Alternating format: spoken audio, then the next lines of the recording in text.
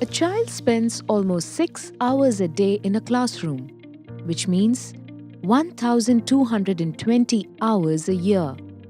That being the case, every element in a classroom should be awakening in nature as opposed to conditioning. Every child is born with a human potential.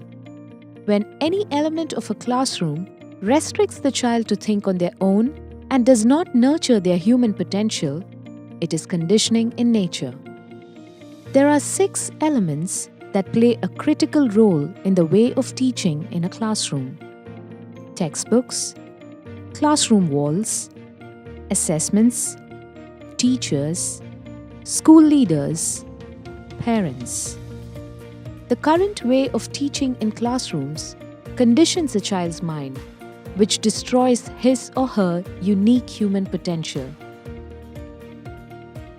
THINKROOM reinvents the role that these 6 elements play, shifting the focus from achieving mere academic excellence to awakening the human potential in every child, using the following: studio, authentic assessment, walls that speak, teaching through awakening, parenting through awakening, school leaders for human potential. The goal of education must be to awaken human potential in every child. Bringing this revolutionary change requires every teacher, every parent, every educator, every policy maker, and everyone who has a role to play in the development of a child to unite together and stand up for the child to create a new education system.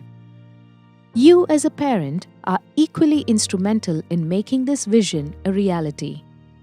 Standing up for the child means to be aware of all mediums that could potentially condition a child and ensure a nurturing environment for the child's human potential. Here are 3 things that you can do immediately to stand up for the child. Stop comparing children and try to look for the unique strength in your child. Evaluate your children based on learning outcomes of subjects and not mere marks or grades. Ask questions and encourage your child to answer without being afraid of you. Let's all unite together to create an education system which brings out the extraordinary human potential in every child.